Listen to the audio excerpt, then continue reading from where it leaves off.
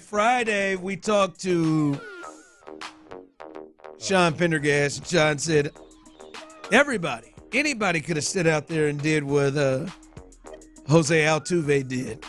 No ball came to him. Not a single, not a fly ball, not a hit, not anything. He didn't have to throw, nothing. Oh, but over the weekend, that ball found his ass. One of those really high fly balls. And fellas, I'm not gonna lie. Like, have you all watched his day? Have you all seen the highlights, Clint Tyler, of his day? Highlights.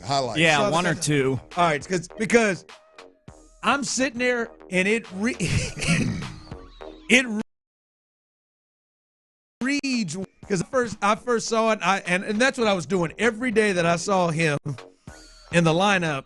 I would look up and see if anything came his way. And the first time he touches it, first time I see his name in the field and the ball's come his way, it says throwing error. Right. I said, damn it. No, God! I said, damn it. But when you watch it, to me, and this is my opinion, you all can have your own, it looked a lot worse than just first time he touches it, he throws the ball away. Like, even on the play, I felt like Victor Caratini could have made a better play there. I think Blanco could have been backing up to maybe stop it from being an error. I didn't think the throw was that bad. Now, I don't know, the distance, you would think maybe a little bit better control, but I didn't think the throw was that bad. And then I thought the way he tracked the fly ball was really, really good, that he caught up against the fence. But here is Altuve. Let's listen to Altuve before we get to the captain. But let's listen to Altuve first. This is Altuve talking about the one negative, the throwing error he had. That first throw was kind of tricky because it wasn't like a normal base hit, long throw. It was like mid-distance, so you don't really know if you throw in the air or you throw to the ground. But I think I'm going to learn and, like I said, get better.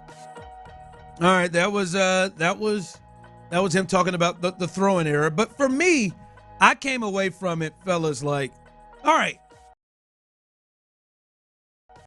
For the most part, it looked cool. It looked like it was very, very workable and doable, especially if he swings the bat like we know he could swing the bat. That's my feel from it. What was your feel from it? Finally get to see him actually have to make plays. I think we've had so many different conversations. Like, once I got over the shock of him playing in left field, like, I've been of the thought that Jose Altuve is going to be able to use his speed. I'm assuming he's going to be able to track the ball well. I think he showed that obviously on the ball hit to the wall. I mean, that was a hell of a job going and getting a great feel for the wall. Obviously, great hand-eye coordination. I don't think there's going to be much fall off there. I think if there is one thing there in terms of tracking balls, I think the jump that he gets initially may be a little bit delayed at relative to other other outfielders. We'll see. But I'm gonna tell you the throw is exactly what scares me. I mean, 99%. I may be stretching it a little bit. Let's go 95. 95% of outfielders. No, we don't need just left fielders. Outfielders in general pick that ball up in shallow left field and throw a seed to that catcher. Whether he gets him or not, I don't care whether he gets him out or not. Accurate, easy. Just come up and without a doubt, I mean, puts a seed on that dude's chin. No, without a doubt. And the fact that, to me, it looked like Jose put everything he had into that thing, and all I can think of is like when you think about, like, because I was one of these relatively speaking, the most NFL quarterbacks. Like, it was blatantly obvious when I tried to overthrow something. I was dead on the button. The minute I got outside my ability, it was hell. I don't know where the ball's going. Losing accuracy. Right? Yeah. That's my fear for Jose. I say fear. That's my concern for Jose Altuve as we watch this unfold. Is even in that scenario right there, is he's just not effortlessly capable, or maybe it's a confidence thing yet, of getting that ball coming up, and you don't know. Do you want to one hop it from there? Do you want to? No, you drill him right in the chin with it. You weren't but about 10 yards deeper in the damn shortstop, right? So, like, that's my fear, is it's the arm issue that we talked about before. What is that? You're thinking, what if he was in the middle of the outfield and Oh, yeah. I mean, if he's overthrowing it from shallow left, what's he going to do if he's camped under something, with a guy at third tagging up, and he's just not shallow, but balls hit right at him in there. Medium depth, yeah. Medium depth. Yeah, I mean, so I don't – yeah, it's not just does he have the arm to get it there?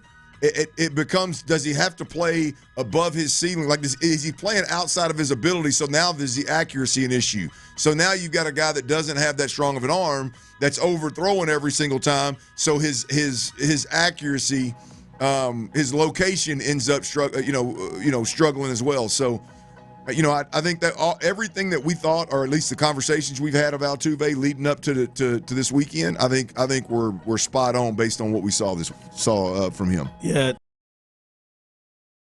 Tyler, when I think had into it, only that I can think of is just, and I got to go back and watch it, that he threw himself. Like falling down on the crow hop? Yes. Yeah. I was going to say, you see guys just put everything they can into it. It is usually these guys just laying out. I mean, crow hop on the throw, and then they tumble. They tumble. They're coming forward with it. It just, I got to watch it again. And maybe you let out a little, Yeah, like that Serena, like it. You turned into a tennis player real quick.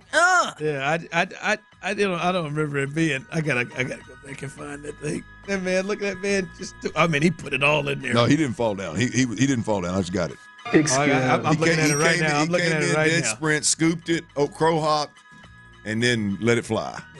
Yeah, Vic's got to make that play. I know. You're right there. Yeah, I mean that's.